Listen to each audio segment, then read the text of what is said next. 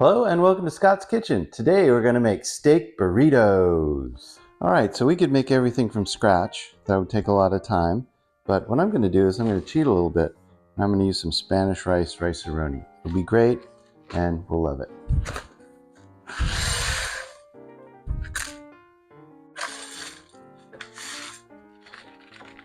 We'll take that out. And then let's see, we need to saute it first with butter. We'll do that and we'll just get that melting.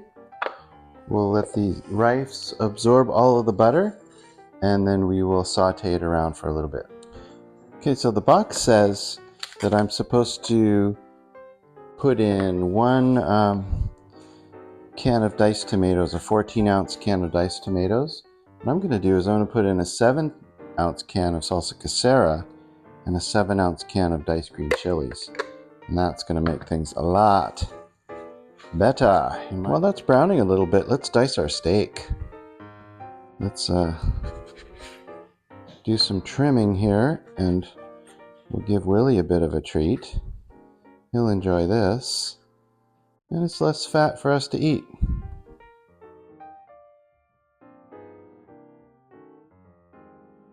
Okay, so we have this nice little scrap pile there. Let's pan around. I think you're gonna like this. Come here. Some scraps. There you go. All right, enjoy. Okay, so that's browned enough. The butter's all melted, the rice absorbed it, and we're browning a little bit, that's fine. So we're going to add 2 cups of water. Carefully. The salsa casera. The diced green chilies. Alright, and then we'll add the flavor packet. Easy. You mix, bring to boil, and let simmer for about 15 minutes, and then we'll have some beautiful Spanish rice.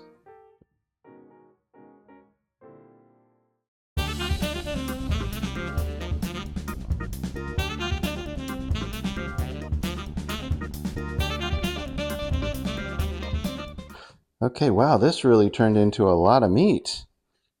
We're going to be able to make a lot of burritos with that. And these pieces are a little bit big.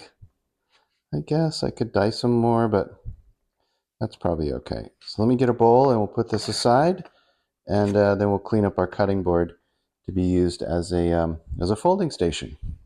Okay, so this is definitely boiling.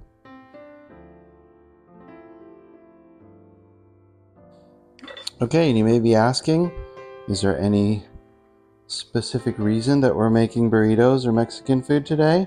Yes, it's Cinco de Mayo,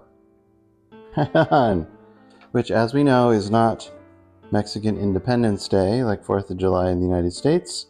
It's a date when the Mexican army defeated the French, I believe, in the battle in 40 something.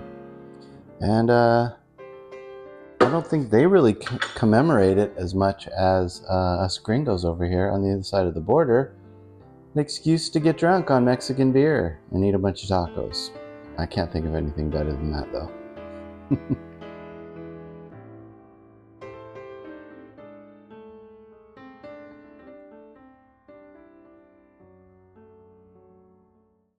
What I'm doing with this rice is trying to make sure that it's nice and dry. Nobody wants a wet, drippy burrito, so I definitely don't want, oozing stuff going down your arm as you're trying to eat your burrito and you're just completely wetting everything. So what I'm going to do is stir this around and get it real dry before I put it in the burrito. You can start putting some cheese down here, and I like a lot of cheese in my burritos. So let's pop this in the microwave and just kind of let that go for about 30 seconds just to melt the cheese a bit. And we can even put in more cheese after. But this is getting pretty close to where I want it. And it's okay if the cheese isn't completely melted, that's fine.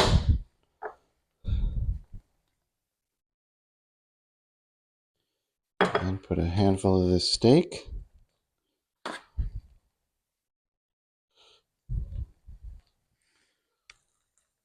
And I think I'll turn off the fire on the rice. And we'll just pile some of this in. This will be nice. Wow. This looks great. And there you go. There's our burrito. I guess I could have added some more cheese to it, but that's okay. And then what we'll do is we'll just put this aside. Then I'm going to put it back in the pan once I'm done folding all of them. And then we'll kind of do a little bit of a chimichanga.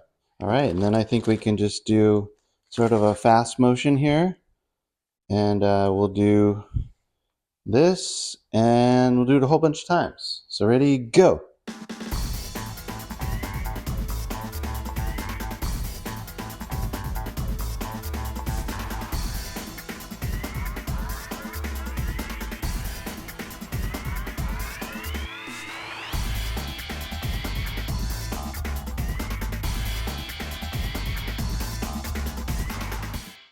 Okay, so check this out. I'll just nestle those in there as I'm using up the rice, and we'll continue on.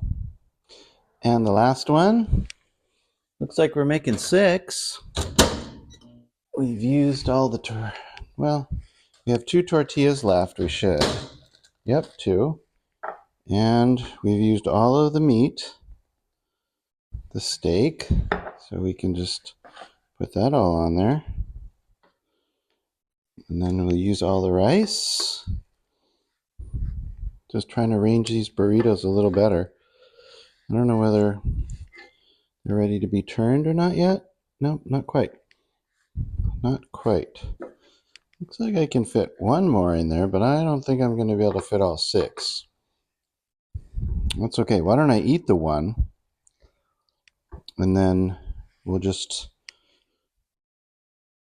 I'll eat this one, and then we'll just have the those sitting there in the pan, hanging out. And I'll turn them occasionally. Okay, how's that look? All right. There we go. So that looks like a pretty good lunch there. And we'll just leave these inside here, browning up a bit. I've just got it on super low.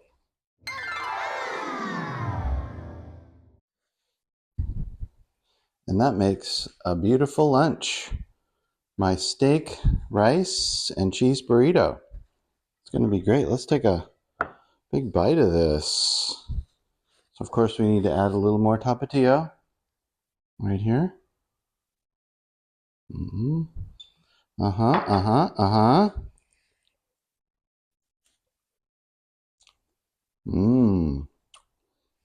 Okay, let's have another bite of this. Got a piece of that steak in the last bite. It was really good. So tender. That's great.